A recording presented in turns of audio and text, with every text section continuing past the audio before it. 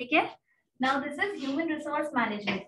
ये बताइए जब ऑर्गेनाइजेशन में काम होता है तो क्या ये ह्यूमन सिर्फ इंडिविजुअली काम करते हैं?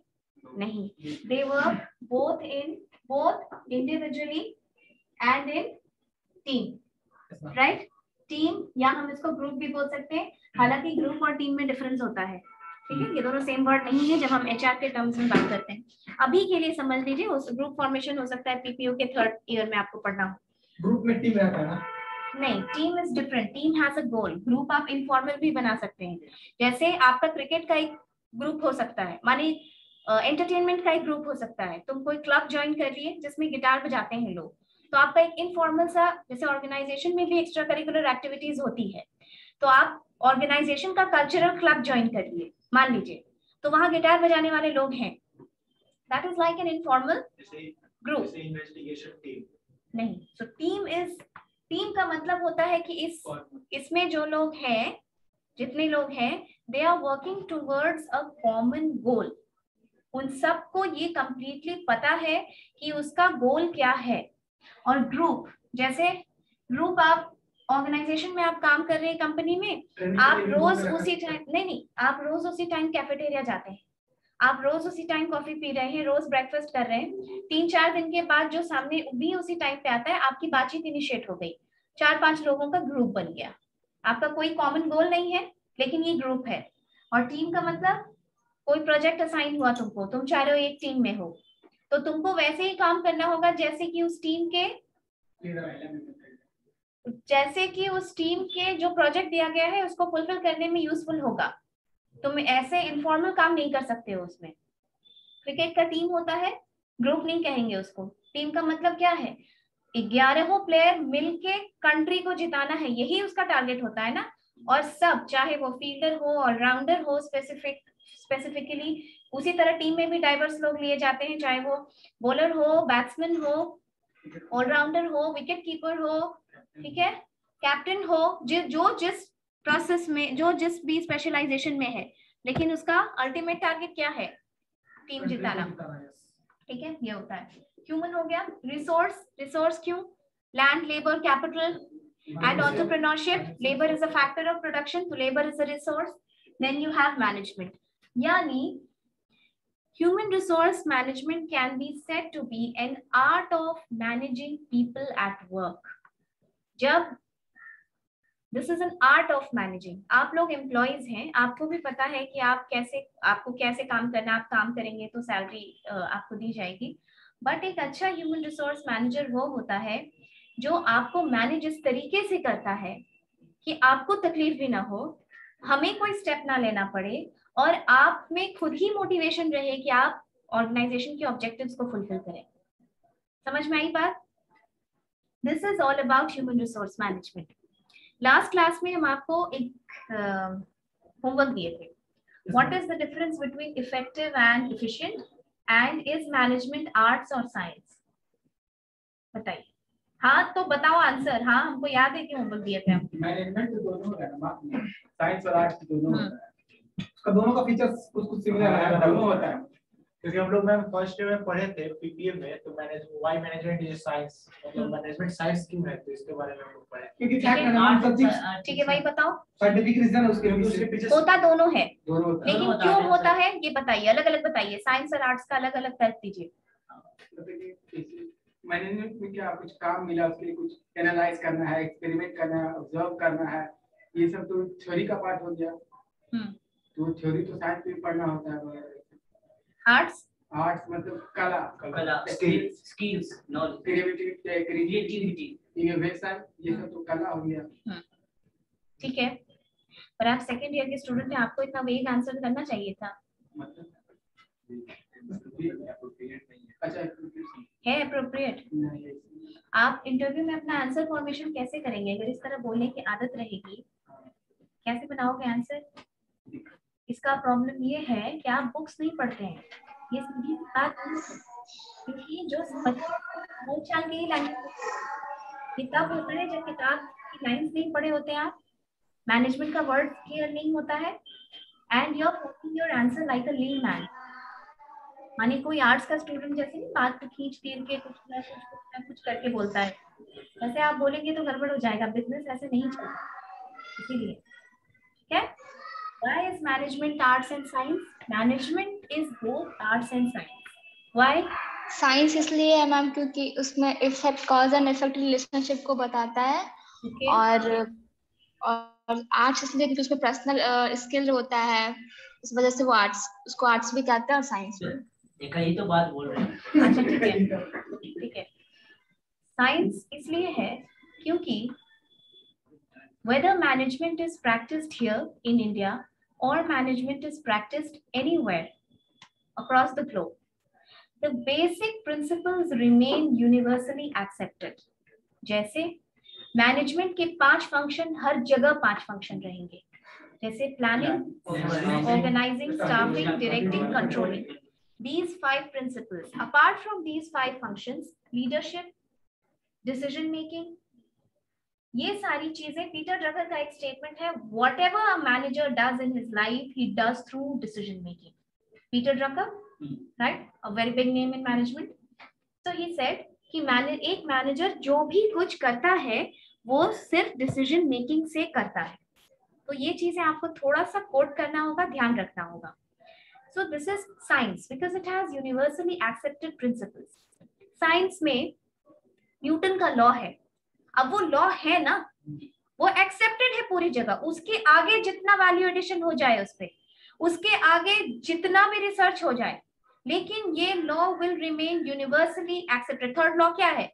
Every action has an equal and opposite reaction. अब ये दुनिया में कहीं भी चले जाओगे, ये लॉ चेंज नहीं होगा.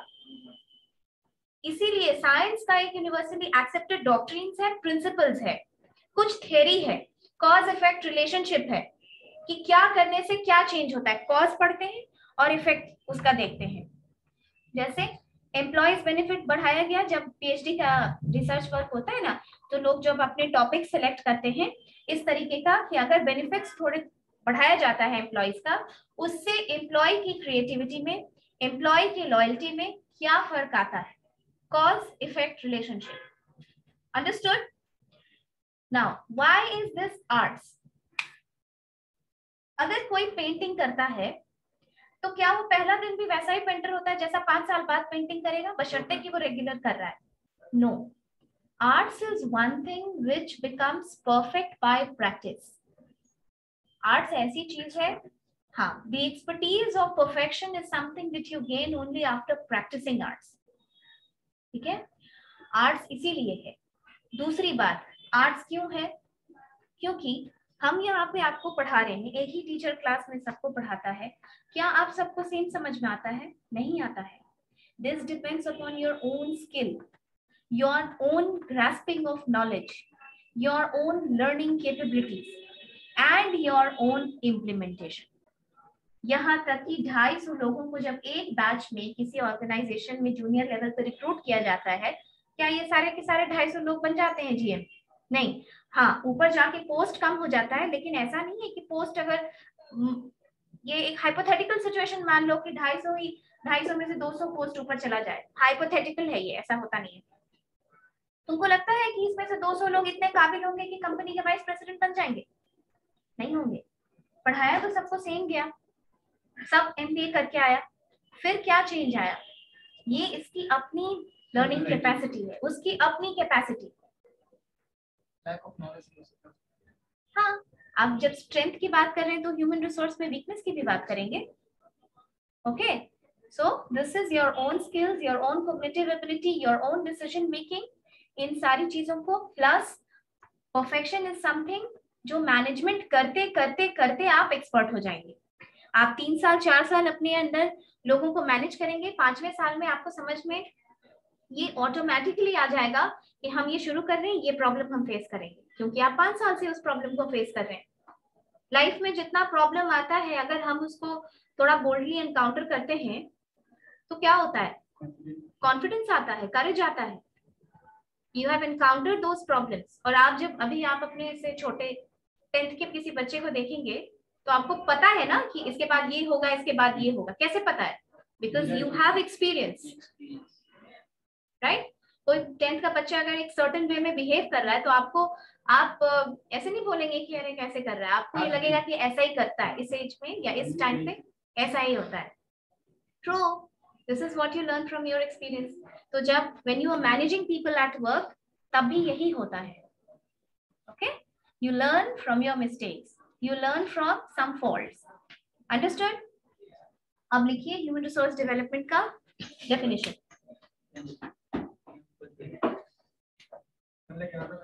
देखिए, HRM can be defined as कभी नहीं लगा। HRM can be defined as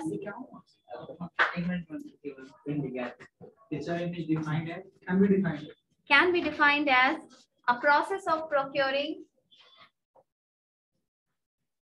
मतलब रॉ मटेरियल का प्रोक्योरमेंट माने लाना, प्रोक्योर करना, मैन पावर प्रोक्योर करना, इस्तेमाल करना, हायर करना, लेना, प्रोक्योरमेंट ऑफ रॉ मटेरियल, कहाँ से ला रहे हो रॉ मटेरियल, ठीक है। So HRM can be defined as a process of procuring, developing, maintaining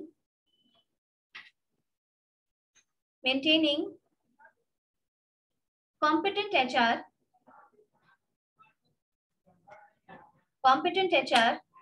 in the organization so that the goals of the organization are achieved in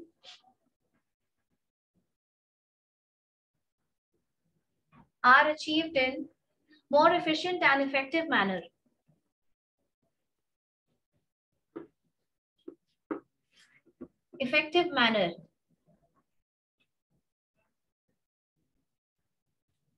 It is the art of managing people at work.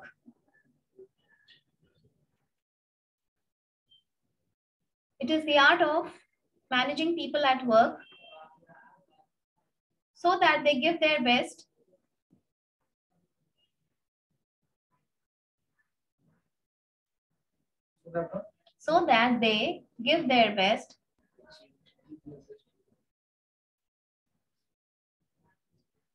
for achieving organizational goal.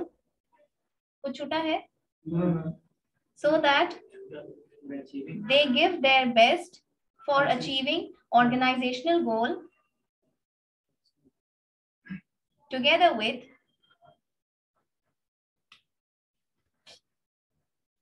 individual and societal goals.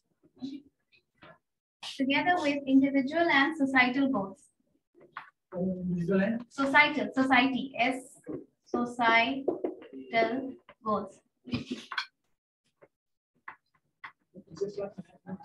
चलो अब बताओ, what is the difference between effective and efficient? Effective वही होता है ना, हड़बड़ नहीं, मतलब पाउंड, मतलब time period of pound count होता है effectiveness. effective and efficient. I will do this work in 2 hours. That is my efficient. वो effective होना है। इसका मतलब कम से कम समय और कम से कम रिसोर्स में आप ज्यादा कर सके प्रोडक्शन वगैरह। इफेक्टिव में कम मतलब टाइम रहता है ना। देखो efficient का ठीक बोल रहे हो, ठीक है, इफेक्टिव बताओ। इफेक्टिव तरीका कह लीजिए कि किसी काम करने का तरीका, ये काम करेगा। ठीक बोल रहे हो, थोड़ा सा फिर वही बोलचाल की भाषा में, है ना, इसको करेक्ट करो तुम, क्योंकि ये अच्छा इंप्रेशन नहीं देता है, तुमको पूरा नॉलेज रहेगा भी। अगर मतलब ऐसा ही बोल रहे हो इंग्लिश में बोल रहे हो तो फिर इंग्लिश का ह्यू एंड ट्राई क्यों बनाते हो?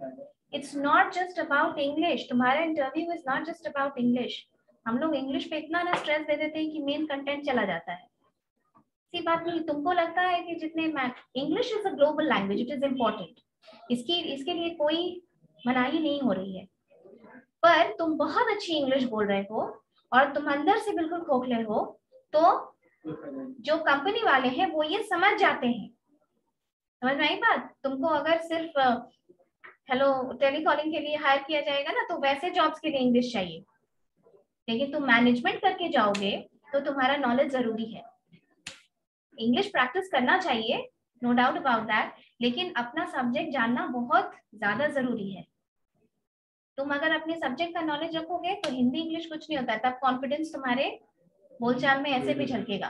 ठीक है, so what is the difference between effective and efficient? हम एक एग्जांपल से बताते हैं आपको। देखिए, for example there is an organisation, industrial area में एक ऑर्गेनाइजेशन है। That organisation gives the facility of transport to its employees. 10 पूरे सिटी से वो अपने एम्प्लॉइज को पिक करता है। ठीक है, कहीं वहां से पिक कर रहा है, कहीं वहां से पिक कर रहा है, और वो अपनी बस और गाड़ी चलाता है अक्रॉस द सिटी। एक स्पॉट है जो 10 किलोमीटर दूर है ऑर्गेनाइजेशन से, और रास्ते में बाकी कोई पिकअप नहीं है, मतलब सिर्फ उस स्पॉट से 4 लोग आते हैं ऑर्गेनाइजेशन और फिर उनको ड्रॉप किया जाता है। रास्ते में कोई और नहीं एम्प्लॉय है। तुम्हारे हिसाब से उस ऑर्गेनाइजेशन को क्या चलाना चाहिए वहां, बस या कार?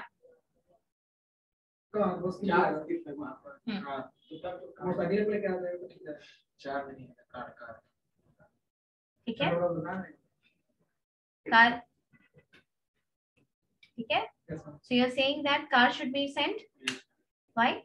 बस आएगा तो उसमें पैसेंजर बैठाएगा तो फायदा होगा, मतलब लोकल बस नहीं है, ऑर्गेनाइजेशन की बस है। ठीक है, तो आदमी बैठा लेंगे, क्या तो बैठ जाएगा, तब पढ़ने का तो बैठ ही जाएगा, बैठ नहीं जाएगा यार, वो बैठ जाएगा कि बैठाएगा नहीं ना, नियम कानून। तो उसमें बस ले जाएगा तो फिर वो लॉस होगा ना मैम। हाँ, उसका ज्यादा बताइए, रीजन बताइए। बस क्योंकि सबसे पहले तो बस में 4-5 का एवरेज देता है, और कार भी ले तो 15-20 का एवरेज देगा, तो उससे कुछ बचेगा। गुड। और बस में है कि मैं शॉर्टकट लेके चल जाएगा, बस पूरा थोड़ा ट्रैफिक भी इंगेज करेगा। वेरी गुड, ट्रैफिक इंगेज नहीं करेगा। ये सारा फैक्टर्स है, ये सारा फैक्टर्स आप समझ गए कि बस क्यों मना किया जाए, इतनी बड़ी बस है। एक और फैक्टर है, कार ब्रेक डाउन होगी तो वो उसका मेंटेनेंस का कॉस्ट कम आएगा, लेकिन बस अगर ब्रेक डाउन होगी वो भी सिर्फ 4 लोगों को लाने ले जाने में कॉस्ट तो जाएगा, टाइम जाएगा, पैसा उसके रिपेयरिंग में भी जाएगा, राइट? गाड़ी को धक्का दे सकते, बस को नहीं दे सकते। देखो, ठीक है, अब देखो, जब बस, कार या कोई और ऑप्शन है, उसमें से तुमने सबसे इफेक्टिव मेथड ढूंढा। This effective method is know the right method. आसान नहीं, right. Doing the right thing is effective. तुम्हारे पास 4 ऑप्शन है, उस मैनेजमेंट में तुम्हारे पास 4 ऑप्शन है। जैसे तुम लोगों को अभी हंसी आ रही है, जब रॉ मटेरियल वगैरह का कैलकुलेशन होता है ना, कि आपके सप्लायर से रॉ मटेरियल लेते हैं, पैसे के लिए आप कॉस्ट कैलकुलेट करते हैं। तुम्हारे लिए भी 2 रुपए मैटर नहीं करता, जब कंपनी का हिसाब करोगे तो वो 2 रुपए करोड़ों रुपए का चेंज हो जाएगा। जब तुम उतने बल्क वॉल्यूम में तुम लोगे तो 2 रुपए 1 रुपया मैटर करता है बिजनेस में। समझ में आई बात? तो वो सारे एंगल से देखा जाता है कि ट्रांसपोर्ट में भी कॉस्ट ज्यादा अननेसेसरी नहीं देना चाहिए। डूइंग द राइट थिंग और taking the right decision is effective. 4 option है, उसमें से राइट आपने क्या चूज किया? इफेक्टिव। अब बताइए एफिशिएंसी इसमें कैसे समझाइएगा? आपने right way, doing the things right is efficiency. आपने इफेक्टिव मेथड ढूंढ लिया, कार। अब देखो, अब तुमको इफिशिएंसी में मैक्सिमम डिलीवर करने के लिए ये डिसाइड करना होगा, या इस चीज में थोड़ा सा इंस्पेक्शन करना होगा कि कार से इफिशिएंसी कैसे बढ़ाओगे। हम ये सोच सकते हैं डिस्टेंट एक चीज में कि उसमें 50-55 से ऊपर का ड्राइवर ना रखो, इफिशिएंट ड्राइवर रखो, 25 साल का ऐसा रखो, आईसाइट स्ट्रांग होगी, रिफ्लेक्स स्ट्रांग होगा उसका। हम कंपनी कोशिश करेगी कि उस वे में ही अगर कोई ड्राइवर है उसी रूट में तो उसको दिया जाए ताकि उससे भी कॉस्ट कम हो। कार अगर ऐसी पोजीशन में है जो ज्यादा पेट्रोल खाती है तो आप उसका मेंटेनेंस कराइए ताकि पर मंथ पेट्रोल का कॉस्ट उससे घटेगा, राइट? तो ये सारी चीजें आप देखेंगे तो फिर क्या होगा, कार की इफिशिएंसी बढ़ेगी। आपने मेथड करेक्ट चुना, दैट इज इफेक्टिव। उस मेथड को मोस्ट करेक्ट वे में करना इज इफिशिएंसी। इस इंस्टीट्यूशन ने ये डिसाइड किया कि भाई बीबीएम के सारे बच्चे निकलते हैं एक साथ, what is something that I can add to my students. तो आप एक एड ऑन का कोर्स डाल दिए। इनको लगा रिसर्च करके कि एक एड ऑन का कोर्स अगर वो अपने सीवी में लिखेंगे और फ्रेशर है वो, तो उनको थोड़ा एज मिलेगा। This is an effective decision. अब इस इफेक्टिव डिसीजन को मैक्सिमम एफिशिएंसी से आप कैसे डिलीवर करेंगे? आप पहले टीचर अच्छा ढूंढेंगे एड ऑन पढ़ाने के लिए। टीचर ऐसा होना चाहिए जो पर्पस सर्व करे, सच में आपको कोर्स का नॉलेज दे, वरना ये उल्टा पड़ सकता है आपके ऊपर। आप सीवी में लिख दिए और जस्टिस नहीं कर पा रहे, तो वो बोलेगा कि झूठ झाट लिख करके आ जाता है। ठीक है, टीचर अच्छा ढूंढना होगा। स्टूडेंट्स में एनफोर्स करिए अटेंडेंस, ताकि क्लास में आए। ज्यादातर स्टूडेंट्स बेनिफिट होने चाहिए, और स्टूडेंट मेंटेलिटी होती है क्लास स्किप करने की, तो उसमें एक डिसिप्लिनरी एक्शन रखिए। तीसरा, ये एनफोर्स कीजिए कि जिन स्टूडेंट्स का एड ऑन की क्लास में 70% से ऊपर अटेंडेंस रहेगा, प्लस मतलब एंड 70% से ऊपर अटेंडेंस है and they have qualified the exam in the end, सिर्फ उनको सर्टिफिकेट दिया जाए। तो आप सोचिए आपके मानसिकता पे इस चीज का फर्क पड़ेगा। ये चीजें एफिशिएंसी बढ़ाएंगी कि नहीं एड ऑन कोर्स का? अब समझ में आ गया इफेक्टिव और एफिशिएंट के बीच में difference? Understood? Okay, 5 minutes remaining. Quickly tell me what is, आपने अभी कॉपी पे लिखा है इंडिविजुअल गोल्स, सोसाइटल गोल्स और ऑर्गेनाइजेशनल गोल्स। पहले ऑर्गेनाइजेशनल गोल्स के बारे में बात करो। क्या होता है ऑर्गेनाइजेशनल गोल्स? क्या होगा? कंपनी क्या अचीव करना चाहती है? कंपनी को प्रॉफिट दिला, ग्रोथ, सिर्फ प्रॉफिट, ग्रोथ हो गया, अचीव का क्या मतलब है? अर्निंग प्रॉफिट्स हो गया मैम, ग्रोथ कहते हैं। अच्छा, हाउ मेनी अग्री की सर्वाइवल भी होगा इसमें? यू अग्री सर्वाइवल होगा? देखो, मान लो कोई बिहार में कंपनी है, मसाला का कंपनी खोलना चाहता है कोई, पहले से मार्केट में एकदम उसके कॉम्पिटिटर्स मौजूद हैं जो मार्केट कैप्चर किए हुए हैं। कैच का मसाला, एवरेस्ट का मसाला, एमडीएच का मसाला। हम लोग भी ट्रस्ट करते हैं ब्रांड को, हमेशा वही मसाला आता गया है तो आता जाएगा। ये आसान नहीं होता है कि चीजों को फटाक से चेंज कर ले। कोई कंपनी अगर आई मसाला के बिजनेस में, तो क्या उसका फर्स्ट डे से ये मोटिव रहेगा प्रॉफिट जनरेशन का? नहीं रहेगा। वो पहले सरवाइव करेगी, पहले सरवाइव करने के लिए वो मेहनत करेगी कि 2-3 साल हम कम से कम कंपटीशन में टिके रहें। ऐसा ना हो कि फटाक से हम बाहर चले जाएं। धीरे धीरे मार्केट कैप्चर करेगा। मार्केट कैप्चर कैसे करेगा? सेल्स फोर्स बढ़ाएगा, एडवर्टाइजमेंट बढ़ाएगा, पब्लिसिटी बढ़ाएगा। और जब एक मैच्योर ऑर्गेनाइजेशन बन जाएगा, जैसे कि रिलायंस जो इतनी बड़ी ऑर्गेनाइजेशन है, उसका फुटवेयर है, उसका ड्रेस है, अपैरल्स है, उसका कम्युनिकेशन है, उसका एविएशन है, ये बहुत बड़ी कंपनी है। तो इसका काम, इसका क्या होगा मोटिव? ऑर्गेनाइजेशन गोल प्रॉफिट मैक्सिमाइजेशन, डाइवर्सिफाइंग भी होगा। हम इसलिए बता रहे हैं आपको क्योंकि हर टाइप के ऑर्गेनाइजेशन के हिसाब से उसका एचआर का एक्टिविटी चेंज हो जाता है। जैसे जो ऑर्गेनाइजेशन सर्वाइविंग फेज में होगी, उसके पास उतना पैसा नहीं होता है, वहां आप ज्यादा मल्टीटास्किंग देखेंगे। एक आदमी 2-3 डिपार्टमेंट का काम देख रहा है। छोटी ऑर्गेनाइजेशन होगी, वो जनरली परमानेंट एम्प्लॉय हायर नहीं करेगी, वो कॉन्ट्रैक्ट पे वर्कर्स रखेगी या एम्प्लॉयज को। क्यों? क्योंकि उसको बेनिफिट नहीं देना पड़ेगा। कॉन्ट्रैक्ट पे जब रखा जाता है तो उसका एक लमसम अमाउंट उसको दिया जाता है। उसको बेनिफिट नहीं देना है, उसको और भी चीजों से डिप्राइव रखा जाता है। तो वो सोचेगी ना कि हम क्यों खोले। Survival, profit maximisation, sales force maximisation.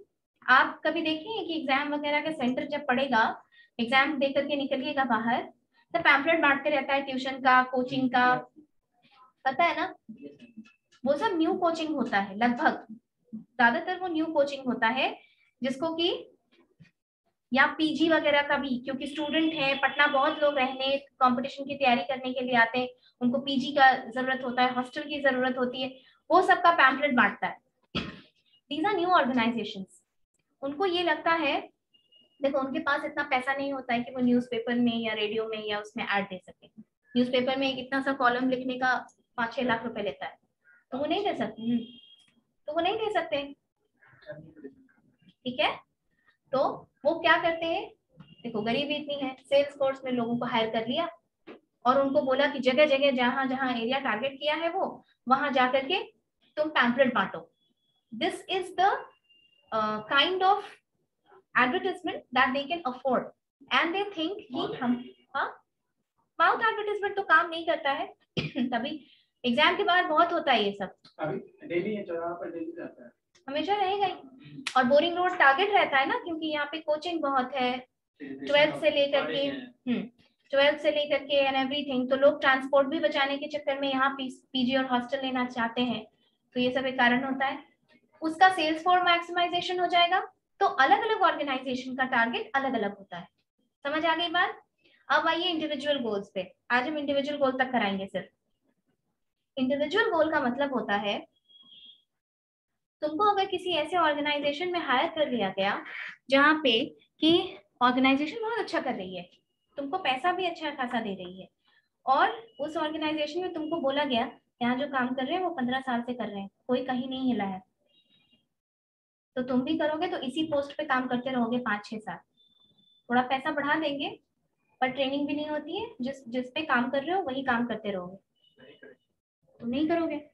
और अगर किसी मजबूरी के तहत तुम कर भी लिए, कोई ग्रोथ नहीं है और बहुत लंबे साल। इसीलिए एचआर को ये बात समझ में आ गई, किसी कंपनी के एचआरएम को, कि जब तक हम इंडिविजुअल का गोल्स ऑर्गेनाइजेशनल गोल्स से अलाइन नहीं करेंगे, यानी जब तक एम्प्लॉय को ये फील नहीं होगा कि मेरा भी फायदा हो रहा है, हम ग्रो कर रहे हैं, हम स्किल सीख रहे हैं, बहुत दिनों तक वो मोटिवेटेड नहीं रह सकता है ऑर्गेनाइजेशन के गोल्स को अचीव करने में।